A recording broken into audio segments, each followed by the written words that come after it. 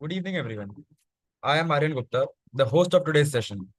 I, on behalf of the whole Just Corpus team, welcome you all in today's session on Fugitive Economic Offenders Act. Before we delve into today's discussion, let me provide you a brief introduction of Just Corpus and the eminent guest speaker of the day.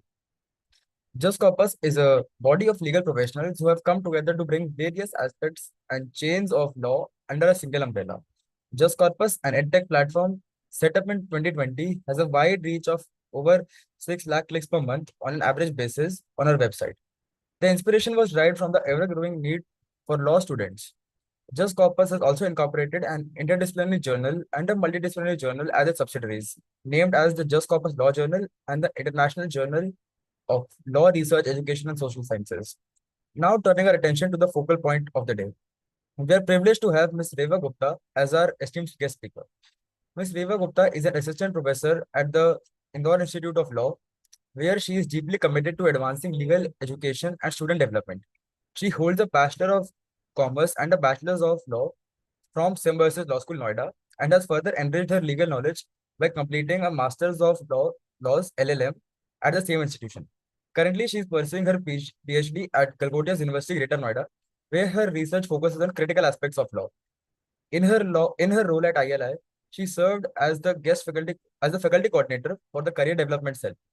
In this capacity, she plays a crucial role in guiding students towards successful careers, helping them to align their academic pursuits with professional opportunities. Her leadership in career development underscores her dedication to preparing students for legal professional. Prior to her current position, she gained valuable experiences at Swami Rama Himalayan University, Dehradun, where she served as placement coordinator.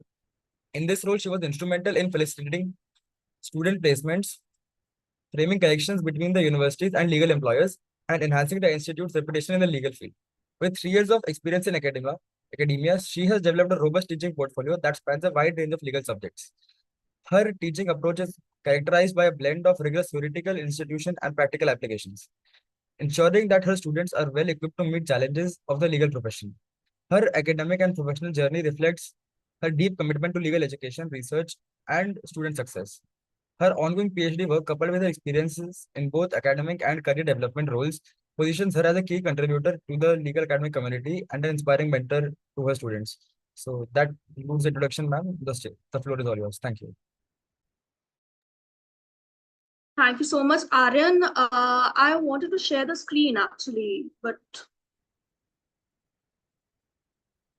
could you please provide me the right? Yes, ma'am, I'll do that.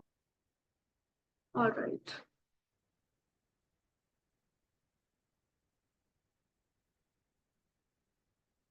Yes, ma'am, it is done. It is done now. Just a second.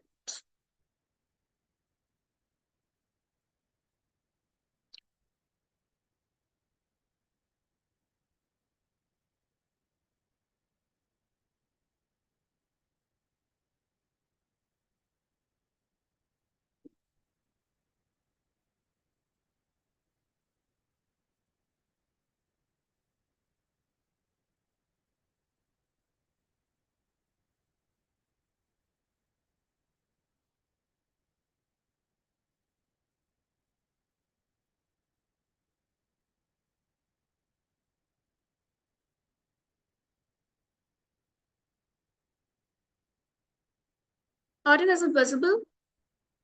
Yes, ma'am, it is visible. All right. Thank you and good evening, everyone. Before starting the lecture, I would like to formally introduce myself. My name is Reva Gupta, and I am currently working as an assistant professor at Indore Institute of Law, where I also serve as a faculty coordinator at Career Development Cell. Before this, I had the opportunity to work as an assistant professor at Swami Rama Himalayan University, Dehradun. And the placement, I was also working as a placement coordinator. I hold an LLM from Symbiosis Law School, Noida, and I'm currently pursuing my PhD at Calcutta's University, Greater Noida. I would like to extend my heartfelt thanks to the Juice Corpus team for inviting me to deliver this guest lecture. Today, I will be guiding you through a session that delves into the complexities of the economic offenses in India, with a special emphasis on the Fugitive Economic Offenders Act 2018. Um, okay, so talking about the objectives of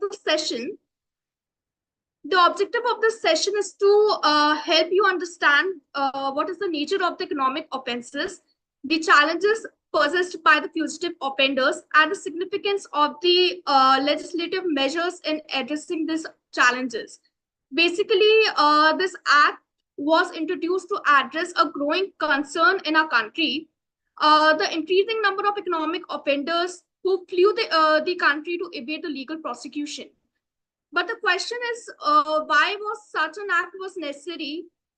To this, the simple answer is that our existing legal framework was not equipped to deal with the complexities of the modern financial crimes, especially when the perpetrators would simply leave the country. The act serves to close this loophole, ensuring that the economic offenders can't escape justice by just crossing the borders. We will delve into some of the major sections and provisions of this particular act with a focus on how it defines a fugitive economic offender. The criteria are stringent, ensuring that only those who have committed the significant offense and have willfully avoided facing the law can be branded as such. To give you a clear world perspective, we will look at high-profile cases also, where the act has been invoked. Cases like that of Vijay Mallya or cases like that of Nirav Modi is there. And these cases not only highlight the seriousness of the economic offenses, but also the challenges our legal system faces in implementing these legislation effectively. Uh, we will also take a comparative look at similar laws in other countries like US and UK to see how India's approach stacks up on the global stage. And talking about as we move forward, it's crucial to consider potential amendments also and the future developments in this act.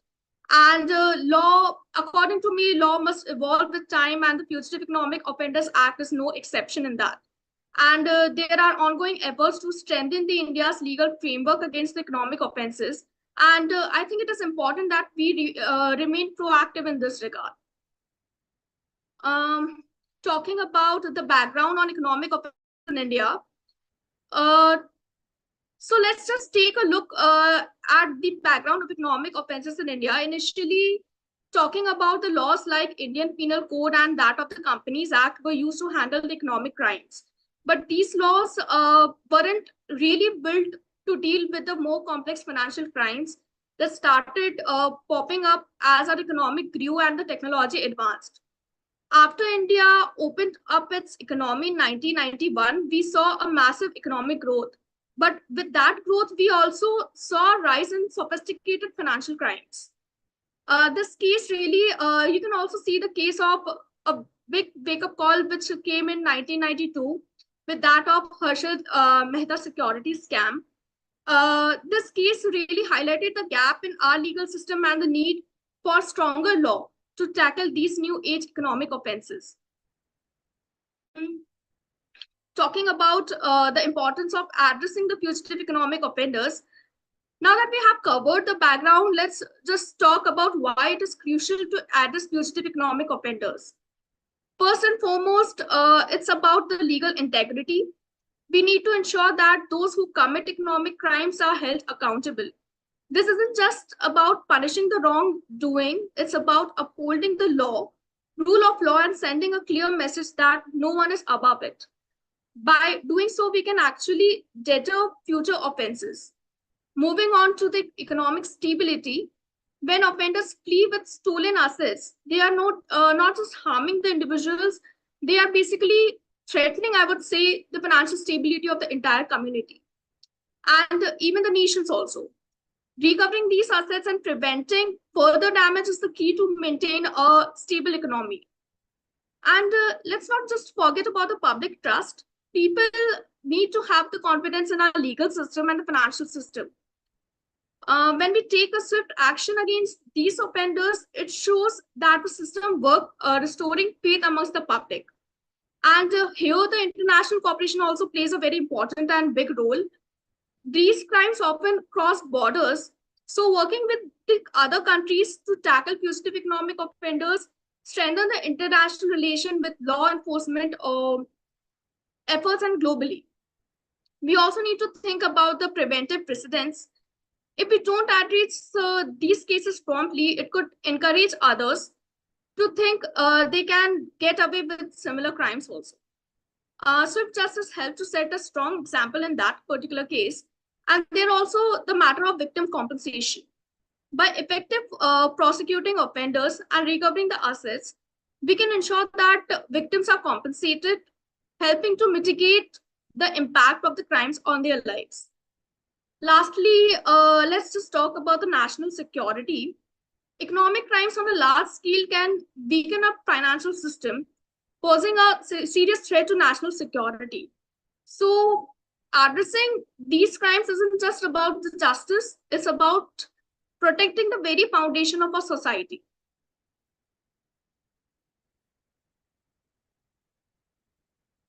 Okay, so now that we have discussed the importance of tackling the economic offenses, let's just dive into why there was a pressing need for the Fugitive Economic Offenders Act. Um, First of all, we have seen a significant rise in economic crimes in the recent years. Scandals like that of Punjab National Bank scam, it made it painfully clear that our existing legal framework had the gaps, especially when it came to dealing with the large scale financial frauds. These cases weren't just about loss of money, they exposed vulnerabilities in our system that were being exploited. A big issue was that many offenders, especially those in high profile cases like that of Vijay Mallya, Nirav Modi, or Mehul Choksi, managed to flee the country. They took various advantage of the fact that there weren't effective measures in place to bring them back to face the justice. Um, Talking about this loophole was a major setback, I would say, not just for the legal system, but also for the public trust in it. When it comes to recovering the asset, the laws we had before, I discussed about IPC and Companies Act, they were slow and often ineffective in this particular regard. I would say this made it difficult to quickly confiscate the assets of those who had fled, and which in turn hampered the efforts to recover the public funds. Essentially, the longer it took to seize these assets, the harder it became to get back the money. Moreover, India's ability to seek the international cooperation for extradition and asset recovery was limited. And with the economic crimes increasing crossing the borders, it became very clear that we needed stronger mechanism to work with other countries and bring these offenders back to the justice. And this act is also about restoring the public trust by taking a strong stance against economic offenses and ensuring that justice is served. We are not just only protecting the economy, but also sending a clear message that crime is what it doesn't pay. It's about showing that the government is basically committed to holding these offenders accountable. Finally, the act provides much needed legal clarity. It establishes a straightforward process for declaring that if someone is declared as a fugitive economic offender, and it also lays out the clear steps for handling their assets. This streamlined approach makes the legal process, I think, more efficient and helps ensure that the justice is delivered swiftly. All right, this is the most important part, I would say. Let's dive into what exactly constitute as a fugitive economic offender. Basically, I would like to say on this particular topic, a fugitive economic offender is essentially someone who has committed some serious financial crime. Think about that: fraud, embezzlement, money laundering, or the other forms of financial misconduct. And then they fled the country to avoid facing the law. These are not just small time offenses we are talking about, but it's just large scale financial crimes that have a significant impact on the economy and the society. The key aspect here is that they basically escape from justice, and they manage to evade the arrest and the prosecution or conviction by crossing the borders and hiding in another country. This act fleeing adds a whole new layer of complexity, I would say, to dealing with such offenders. Um, Legally, these individuals are subject to framework like the Fugitive Economic Offenders Act in India, which allows the authorities to basically confiscate their assets and seek their extradition. The financial threshold for these offenses is usually quite high, meaning we are dealing with the cases that involve significant sum of money. Like, for example, in our case, we have the definition in 2H, the Fugitive Economic Offenders Act, 2F, our limit is 100 crore. So finally, there is an international dimension to this, because these offenders often flew across the borders. Their cases require international cooperation. This could involve extradition treaties, legal assistance from other nations, and collaborative efforts to bring these individuals to justice. In essence, I would say a fugitive economic offender is someone who not only commits serious financial crime, but also tries to escape the consequences by leaving the country. And that's precisely why laws like the Fugitive Economic Offenders Act are so crucial. They help ensure that justice is served no matter where the offender tries to hide. Um, Now that we have covered that what constitutes a fugitive economic offender, let's dive into some of the key challenges we face when trying to prosecute these individuals, particularly those who flee across the borders. First up are the legal challenges. I would say when an offender flees the country, the legal landscape becomes significant and more complicated. Each country has its own legal system, and when an offender moves from one jurisdiction to that of another, it's like playing a game with completely different rules and with different countries. We can't just apply our laws in another country. We have to navigate their legal system too. And that is what international cooperation means, and which can be incredibly challenging for us. Then we also face the jurisdiction issues. They are the another major hurdle. When an offender crosses the border, the question which arises in mind is like, who has the right to prosecute? Is it the country where the crime was committed, or the country where the offender is currently residing? The tug of war between domestic and international jurisdiction can basically delay or even derail the prosecution process of the whole extradition process, I would say. Then we had the extradition complexities also. Extradition is the process of getting a fugitive basically back from another country to face the charges, but it's not as simple as it sounds. Many countries don't have bilateral treaties with each other, meaning there is no formal agreement to return the fugitives. And if I talk about the countries, if there is basically no treaty between the countries, they do not allow for the extradition. Even when treaties exist, they often come with the condition and limitations that can make the process even frustrating, slow, and difficult. Finally, proving the intent and criminality abroad can be seriously very challenging. And gathering the evidence and proving that a person committed a crime in another country is not that much easy. Basically, different countries have their different standards for evidence and intent. What might be considered criminal in one country may not be in another, or the burden of proof might be much higher, making it difficult to get a conviction. These challenges make it clear why prosecuting fleeing offenders is such a complex task. It's not just about finding them, it's about navigating a maze of legal jurisdiction and procedural obstacles to bring them back to justice. Okay, so now that we have covered the legal challenges, let's shift our focus to the diplomatic and political hurdles that often complicate the efforts to bring a fugitive economic offender back to the justice or back to the country. Um, Firstly, let's talk about what does diplomatic resistance means. Um, just give me a second.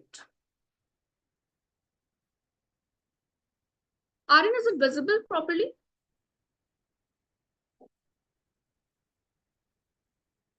All right. Yes, ma'am, it is visible. Okay, okay. Many countries, I would say, countries may be reluctant to cooperate due to diplomatic relation or fear of setting a precedent that basically could be used against them in the future. And this resistance may manifest in various ways from delaying the extradition processes to outright refusal to cooperate, often putting a strain on the international relations, I would say. Next, we have the issue of the political asylum. Economic offenders may seek asylum in countries that have lenient asylum policies or where they have strong political connections. The granting of asylum can be significant roadblock, I would say, in extradition efforts, as it provides the offender with a shield against legal action from their home country. It's a complex issue because it also ties into broader human rights concerns. And talking about the sovereignty concerns, it further complicates these matters, and countries are naturally protective of their sovereignty and may view extradition requests as an infringement of their national jurisdiction. This can lead to prolonged negotiation and sometimes even deadlock, as the country in question weighs its I would say national interest against international pressure. And these diplomatic and political challenges are as critical as the legal ones we have discussed, because they require not only the legal expertise but also careful navigation of international relations and the diplomatic protocols. Addressing these issues often involve a delicate balance of diplomacy, legal strategy, and the political will also. And as we delve deeper into the complexities of bringing fugitive economic offenders to justice, it's clear that the challenges aren't just diplomatic or political. They are increasingly technological.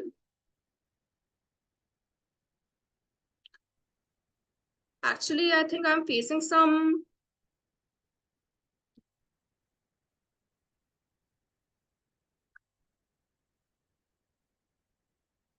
issues with my internet connection.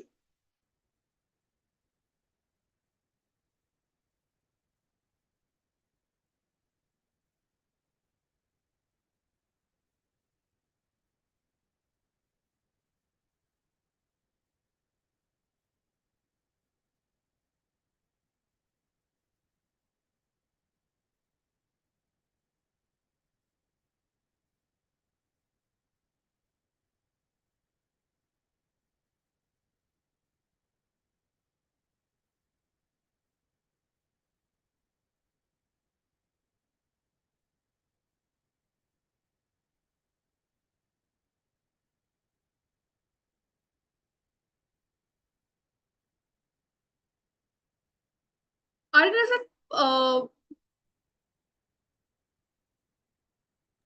Yes, ma'am, you were clearly audible and your presentation was also clearly visible to us.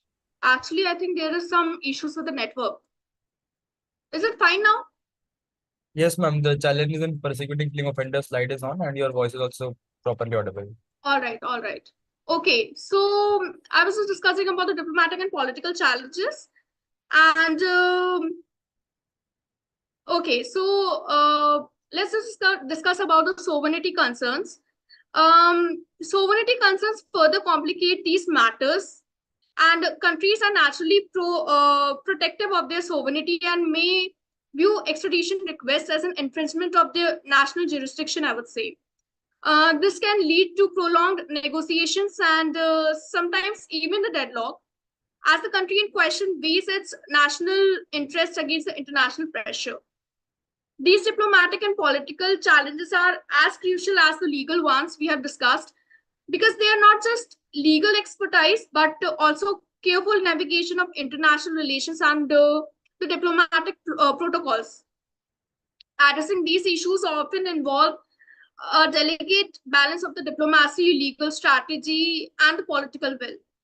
As we delve deeper into the complexities of bringing fugitive economic offenders to justice, it's clear that the challenges aren't just diplomatic or political; they are increasing technological. In today's interconnection world, the very tool that drive innovation and global commerce are also being harnessed by the criminals to evade the enforcement, I would say. And first, let's talk about how offenders are leveraging the technology to stay one step ahead. In the past, tracking down an economic offender might have involved tracing a paper trail or following the financial transactions through the banks. But now these offenders are exploiting the speed offered by the digital platforms. They are using the advanced methods, securing messaging apps, and even the dark web to conduct their operations and communication without just leaving a trace. These technological tools make it incredibly difficult for the law enforcement agencies to go for the communication or gather the evidence also. And the data privacy are doubled edged with swords in this particular scenario. If I talk about it, on the one hand, I would say encryption is essential for protecting the privacy and security of the individuals and businesses. But on the other hand, the very same encryption technologies are being used by the offenders to shield their illegal activities. Law enforcement faces the significant legal and technical hurdles in accessing the data, even when they have the legitimate reasons to do so. The balance between ensuring privacy and enabling the justice is I would say, tightrope walk, often leading to debates about how much power government should have to break the encryption. Doesn't stop there itself, and with the rise of cryptocurrencies and the digital assets, tracing the financial footprints of the offenders has become I would say, a difficult task for us. And unlike traditional currencies, cryptocurrencies operate on decentralization networks, often without a central authority. This makes it extremely difficult to trace the transactions or recover stolen assets. And offenders are taking full advantage of this and moving large sums of money across borders with a click of a button, leaving law enforcement agencies struggling to keep up. So while diplomatic and political challenges remain critical, the technological landscape presents its own set of obstacles. Addressing these challenges require not just the national effort, but I would say rather than international cooperation and innovation legal frameworks, and perhaps even the new technological solutions. For this, in conclusion, the fight against the fugitive economic offenders is not just about navigating the diplomatic resistance or political asylum. It's about staying ahead of the curve in a rapidly evolving technological landscape.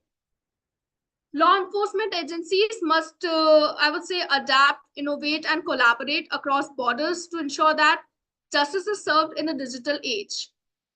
All right, so now we have covered the technological and cyber challenges. Let's shift our focus to another critical aspect, that is financial and resource constraint. When we talk about tackling the international legal processes, especially in the context of fugitive economic offenders, the cost can be skyrocket, I would say.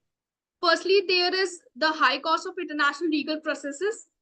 Think about it, navigating through different jurisdiction and hiring specialized legal teams, And coordinating with the foreign government isn't just complex, or it's really expensive, I would say. These expenses can put a serious strain on the resources of the country, and especially when multiple cases are running concurrently. And we have the challenge of resource allocation for the long-term cases. Some of these cases can drag on for year, basically, if not for decades. Imagine just having to allocate the funds and personnel and time to a single case for such an extended, no finish line in sight, or draining and exhausting. I would say another major issue is the dependency on the global financial institutions for the asset recovery. And often the assets we are trying to recover are hidden in foreign banks, or they would have invested in complex financial instruments across the multiple countries. We are not just relying on our own institutions. We need global financial entities to cooperate, which isn't always straightforward. These financial and resource constraints create significant hurdles in bringing economic offenders to justice. While technology and cyber challenges are front and center, these financial limitations are the backbone issue that often determine whether or not justice is truly served. Okay, so in our previous slide, we delve into the challenges we face when dealing with the fleeing offenders, those who manage to evade the legal system by running away or hiding. Now let's take a look at the process of declaring someone as an offender, which is a crucial step in bringing them to justice. So how does the process start? It all begins with the Enforcement Directorate, or ED, which plays a pivot role here. When they suspect someone of being a fugitive economic offender, they file an application with that of the special court. This is being mentioned in the Prevention of Money Laundering Act 2002. And this application is quite detailed. It includes basically the personal information about the offender, the crimes they have committed, and crucially, evidence that supports the claims that this person is a fugitive. The application also lists any properties that are believed to be the proceeds of the crime, or the benami, that is properties that is held in someone else's name, but actually owned by that particular offender. This list is basically important because it helps in tracing and possibly, I would say, seizing these assets later on. Once the application is filed, the special court issues a notice to the offender, and this particular notice is essentially a summon. And this particularly requires the person to appear in the court within a specified time frame. Usually, it is 6 months. To ensure that the notice reaches that particular individual, it is served in various ways. Sometimes it is being published in paper or other public forums, making sure that the person cannot claim ignorance. This process is basically straightforward on paper and can be quite challenging in the practice. As we discussed earlier, tracking down fleeing offenders and ensuring that they receive their notice can be incredibly complex. But it is a crucial step in the legal process to hold these individuals accountable. Now, all right. Now that we have covered the process for declaring someone as a fugitive economic offender, let's dive into what actually happens when an individual is declared as such. So the picture is this: if an individual fails to show up in the court as required, the special court, which we have discussed in the Money Laundering Act 2002, this particular court can officially declare them as a fugitive economic offender. This is a serious step, I would say, and mark a significant turning point in the legal process. But what if they do not show up? Well, in that particular case, the court holds a hearing, and during this hearing, the ED, which is the Enforcement Directorate, presents their evidence and the individual gets a chance to defend themselves. It's a crucial opportunity for both the sides to present their case. Now, if the court does go ahead and declare someone a fugitive economic offender, there are some serious consequences. First of all, the court can order the confiscation of the offender's properties, which include proceeds of the crime, any property they have obtained through illegal activities.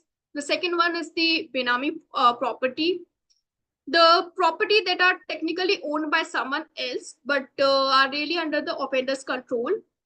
The other property could be anything else they own, whether it is in whether it is in India or abroad. Additionally, the offender faces a bar of the civil claims. This means that they cannot file or defend any civil suit which is there in Indian court. It's a pretty hefty consequence designed to put a damper on their ability to continue the legal maneuvers while under the spotlight. So that's the gist of it. And the declaration as a fugitive economic offender is not just about labeling someone, it has a real impactful, I would say, consequence on their assets and the legal standing. Now, all right. Let's move on to our discussion on the next significant aspect of dealing the fugitive economic offender. In a previous slide, we talked about what it means to be declared as a fugitive economic offender. Now let's explore the implication of this declaration and the subsequent legal process. Firstly, if the offender is located in a foreign country and fails to appear before the court as required, the special court can declare them as a fugitive economic offender. This declaration is quite crucial as it can set the stage for the extradition efforts to bring the offenders back to face the justice. Moving on, if the offender does show up, the court will conduct a hearing. During this process, the court will thoroughly examine the evidence present by the enforcement directorate. The offender will also get a chance to present their defense. Now, lastly, if there are any disagreement or challenges to the declaration, the offender has the right to appeal to the High Court within 30 days of the order. The High Court will review the case and can either uphold or overturn the declaration. The wrap up of our overview of the legal processes following a declaration as a fugitive economic offender, I would say. All right. In a previous slide, we have discussed how declaration of fugitive economic offender can impact the extradition effort, especially if the offender is in the foreign country. Now let's move on to the powers which are being granted to the authorities under this particular act.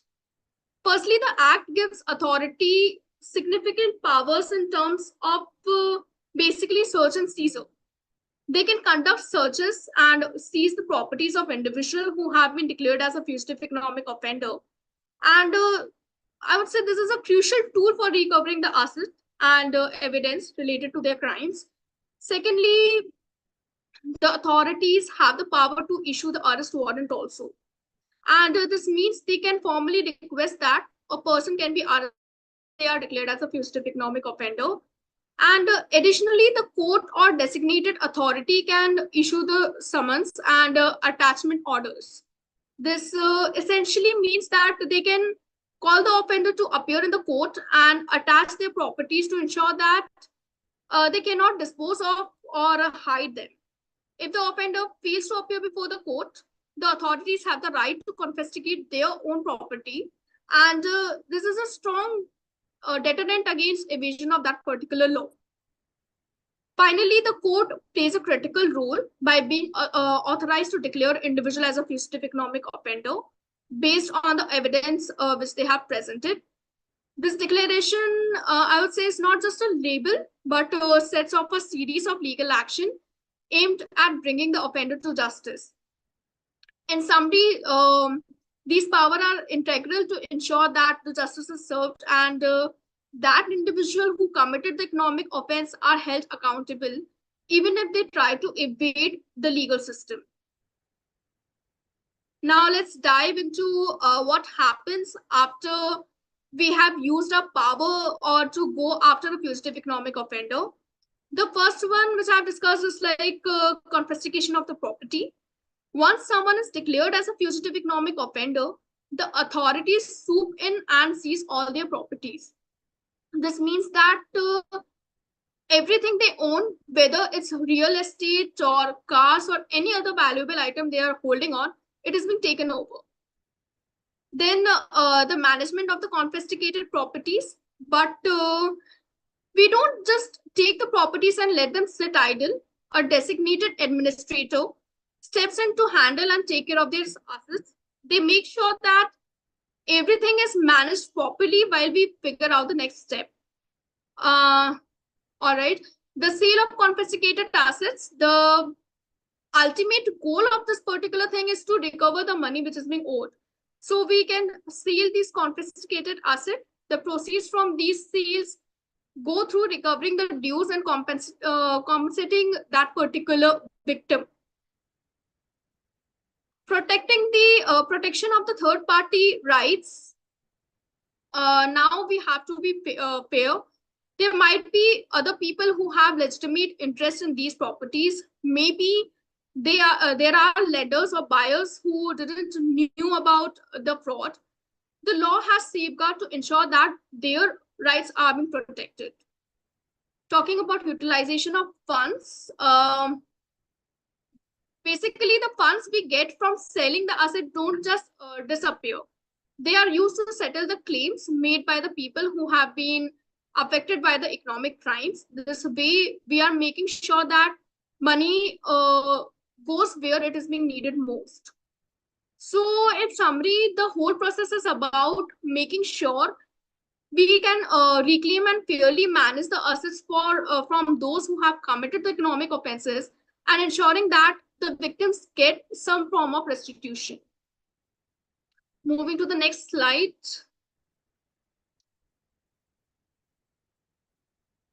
Okay, the next aspect of our discussion is how we deal the properties both here in India and internationally.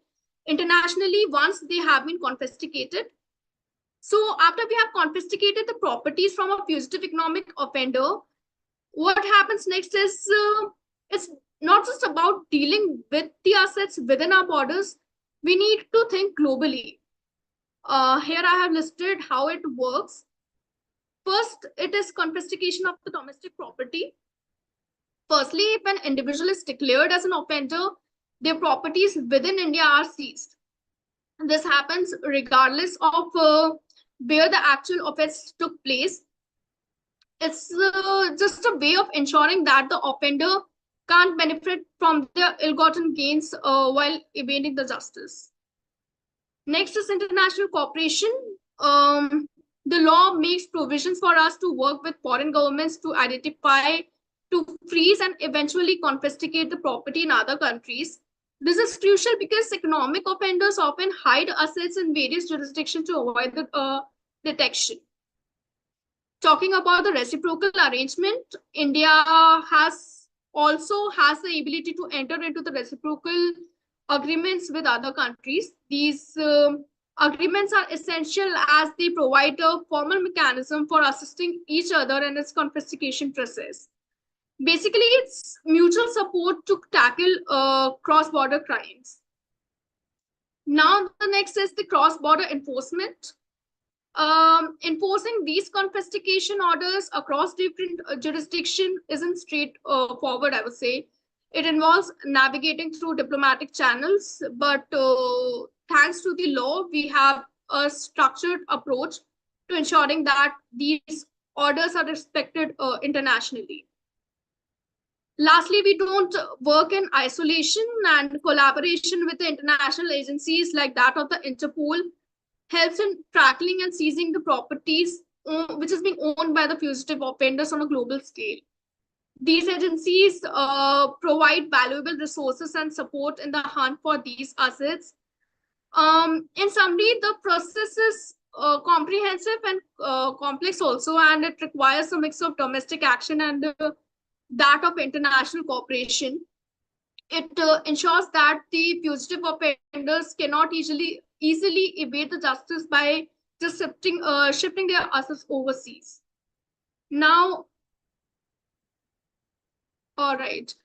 Um, Now let's just talk about the impact of the Fugitive Economic Offender Act on the various fronts. First, let's dive into how this act affects India's legal and financial sector. The immediate effect was a strong message to financial institutions about the seriousness of economic crimes. Banks and other financial entities had to tighten their compliance measures and enhancing scrutiny and risk management processes. And over the long term, we have seen more robust framework emerging to prevent financial misconduct, ultimately strengthening the integrity of a financial sector. Next, consider the impact of the fugitive themselves. Take the cases of the Nirav Modi or the Mehul Choksey, for instance. These high-profile cases illustrate the act reach and effectiveness. For them, it means not just a legal battle, but a significant personal and financial repercussions, I would say. These assets, their assets have been targeted and their freedom of movement have been severely restricted as a result. On the international front, the act has had some notable diplomatic and legal implications.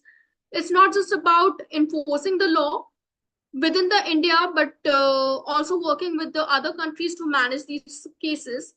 And the law encourages international cooperation, facilitating freezing and confiscating of assets abroad. This particularly involves complex negotiation and reciprocal agreements with foreign governments. It also requires working closely with the international agencies like that of Interpol or FATF to track these particular assets and seize properties worldwide. So, in summary, this act has a multi-facet impact, I would say, and tightening up financial and legal system in India and affecting the lives of economic offenders. Okay, now let's move to the criticism and challenges. First up is the overreach and misuse of the concern.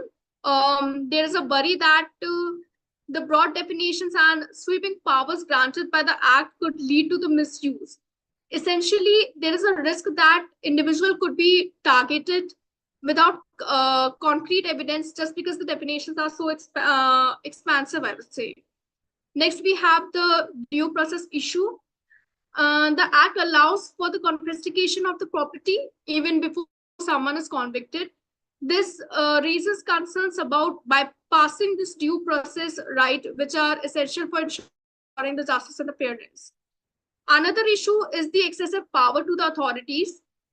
The act gives a lot of power to the enforcement agencies while they play a crucial role, and there are concerns about a lack of proper checks and balances to ensure that this power isn't abused. Next is the legal challenges and interpretation. This is basically a big deal, I would say. The act has basically faced legal challenges questioning its constitutionality and how certain sections are interpreted. This ongoing debate adds another layer of complexity in this particular thing. And when it comes to the international complexity, the act encounters difficulties in extradition and asset recovery from foreign jurisdictions. Different countries have different legal standards, making international cooperation literally a tricky affair. Talking about the inadequate safeguard for bona fide third parties, individual or entities that acquire property innocently might face injustice, confiscation if the property has tainted that particular origin. And there is a call for the better safeguard here. Talking about the enforcement hurdles, the success of the act hinges on the efficiency and integrity of the enforcement agency. And unfortunately, there have been criticism regarding delay and the inefficiencies in this particular area. A major point of contention is the lack of clarity in the definition. Ambiguities in this definition, who qualifies as a fugitive economic offender, could basically lead to the inconsistent application of this particular law and creating a uncertainty in this. Finally, there is an impact on rights to appeal. The Act provides limited option for appeal or judicial review, which might infringe upon the rights of the accused. This raises important human right concern.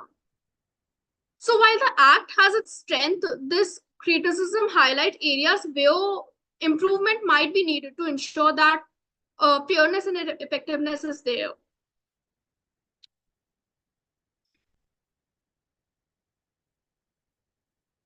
All right, let's move to the next. As we are basically near to our presentation, let's take a moment to compare how different countries handle the fugitives, especially those who are on the run for a serious offense.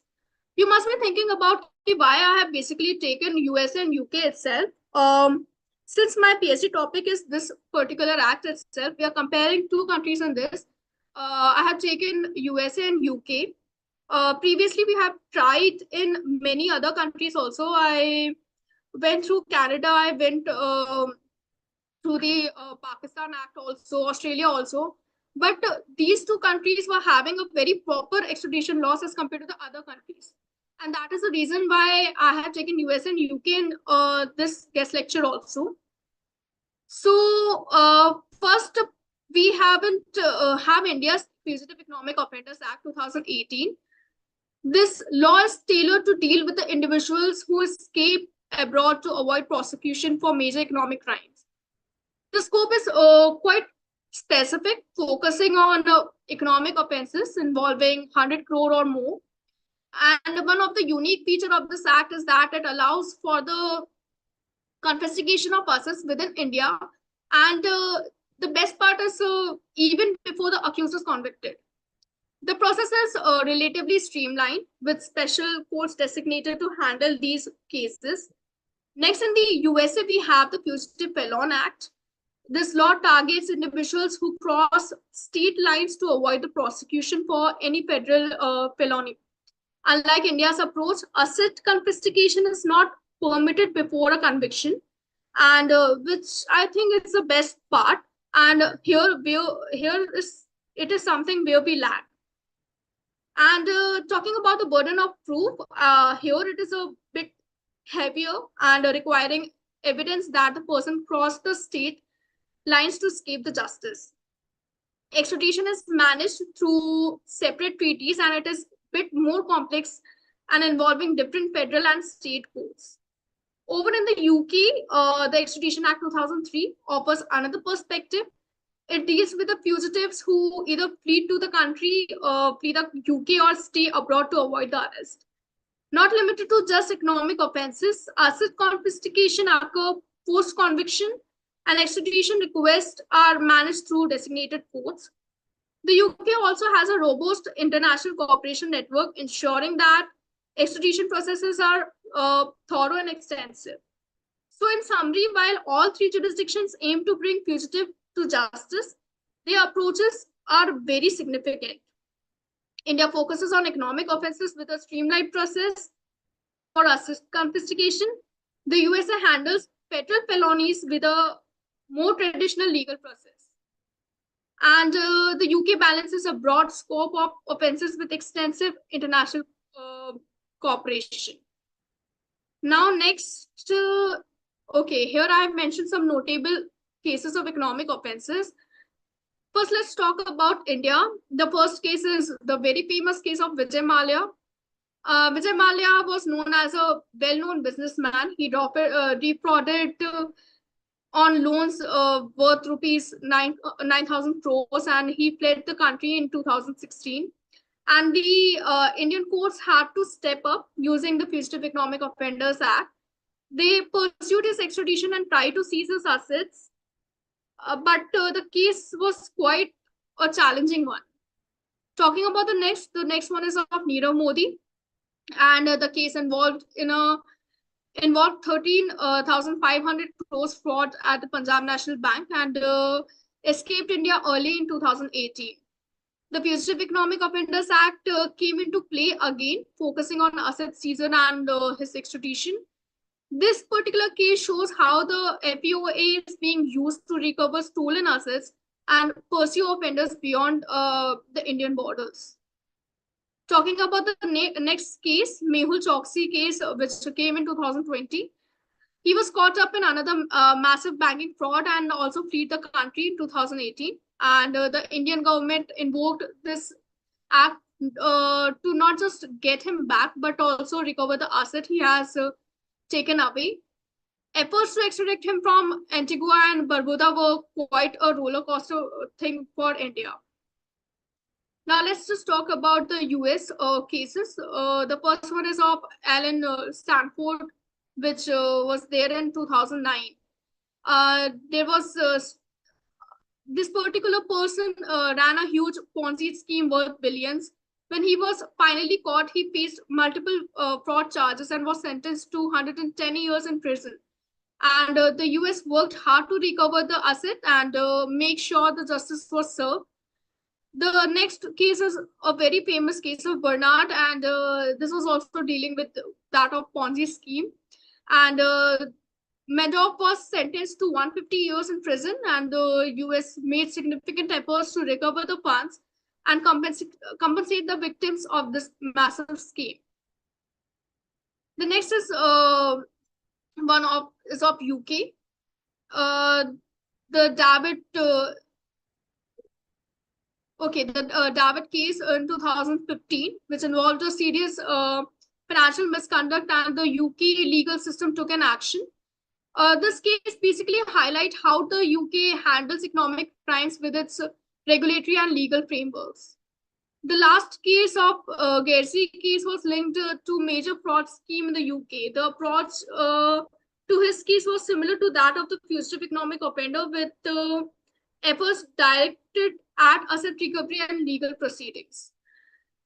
Each of these cases, I would say, would provide a glimpse into how different jurisdictions address and resolve the economic offenses, and how the laws like that of us, the fugitive economic offenders, or the legal system in the USA and the UK plays a crucial role in tackling these particular financial crimes.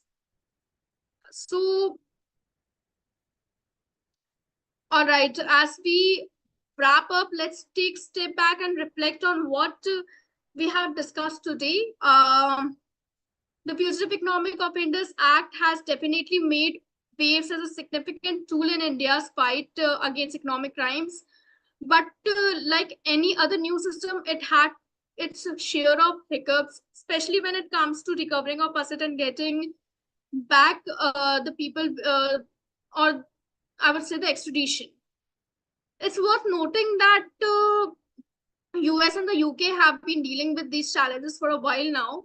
Their systems are more seasoned and have developed strong international cooperation networks over the years. This experience has helped them navigate diplomatic and legal complexity, I think, more efficiently. So while the fugitive economic offenders is a major leap forward for us, there is still room for improvement. To really make it worth, India might want to look at how the US and UK handle these issues and strengthening the international ties, streamlining the procedures, and updating a law to keep up the new financial crimes could, I think, make a really big difference.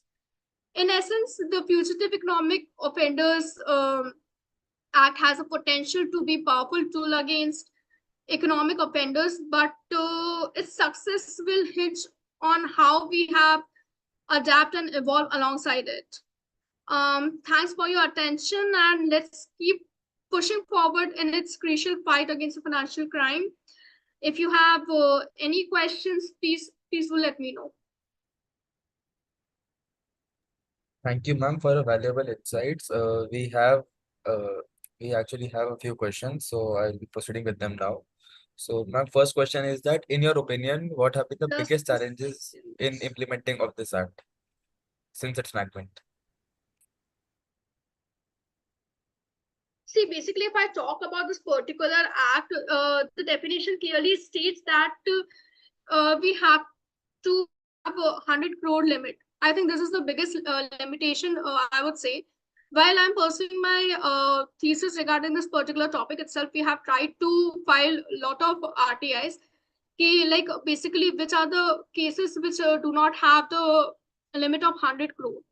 And the other thing which I would say, the challenges we are facing in implementing the proper implementation of this particular act is like people are basically not aware about this particular act, and still some of the provisions of the Companies Act and IPC are also taken into consideration.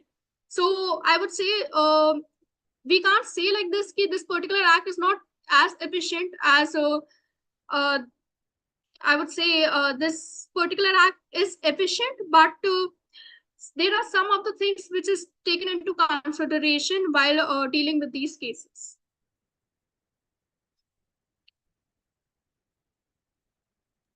Thank you, ma'am. And the next question is, how has the evolution of fugitive economic offenders aided the understanding and actual scenario associated with it? Like, how has the evolution of the act assisted in understanding the actual scenario of the changing realities?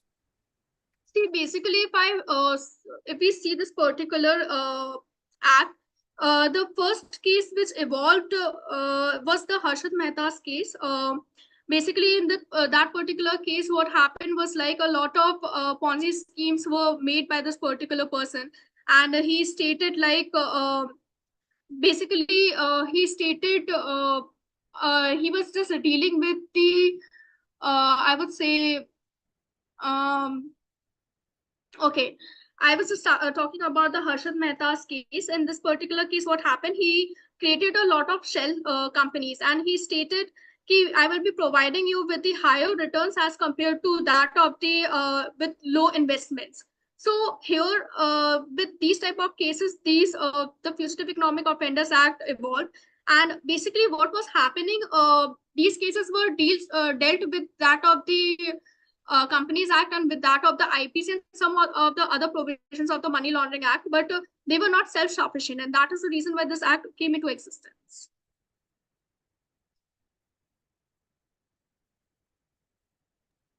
Thank you, ma'am. The next question is, how economic abuse occurs in households? See, in households, I would not say economic offenses occur. Usually, these it particularly this act deals with high financial crimes. So I would say कि in households these crimes occurs.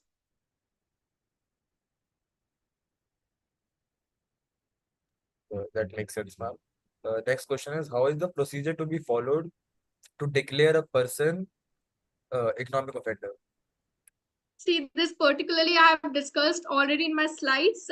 If you want, I can share my slides once more, or I can just give it to you back because it will take a lot of time for me to just discuss the whole procedure. No, ma'am, if you could just like once summarize it since the participants are asking, the PPT is not needed. Just if you could like summarize it real quick. I'm not able to hear you properly. Ma'am, the PPT, the sharing of PPT again is not really required. Okay, so And just in the Fugitive Economic Offenders Act, the process for declaring an offender is mentioned. Initially, for the proceedings, we have to make an application to the Enforcement Directorate. And basically, in that particular application, I would say it requires all the details of the offenders and the evidence and the list of properties. And then this particular notice is required to be given by the special court, and the special court issues the notice to the alleged offender, and this notice is served in a manner which is being prescribed by the court, by the special court, which is being mentioned in the Money Laundering Act of 2002. And then after that, if the offender is not appearing, so the special court may declare that particular offender as a fugitive economic offender. And if that particular individual appears, hearing is conducted and the court examines that particular evidence is presented by the ED or not. And the offender is also given the right to present their defense. So there are also the consequences of being declared as a fugitive economic offender. First of all, the thing is that that particular property which is being belonging to that particular person, the particular offender, it is being declared as a fugitive economic offender.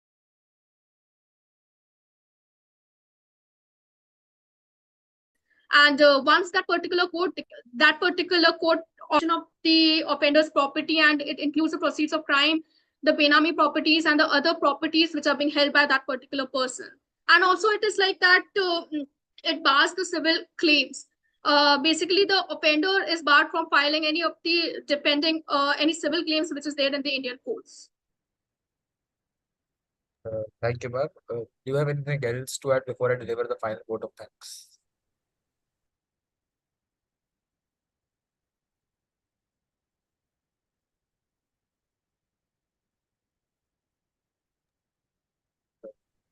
So I believe that concludes our session. So in closing, ma'am, we'd like to extend our heartfelt gratitude to you for extending our invitation, for accepting our invitation and delivering such an informative session. And I think it's also worth mentioning that previously the highest views that Just Corpus live stream had achieved was around 2000 votes and 2000 likes, and now we have received over 250 likes.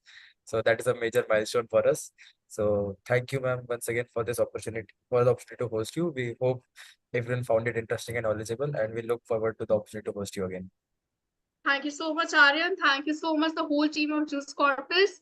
It was a wonderful session, I would say, and it was literally worth for me because I'm just doing my research in this particular topic itself, and I was really happy to share my insight over this topic. So thank you so much. Thank you, ma'am. We hope to All right. host you again.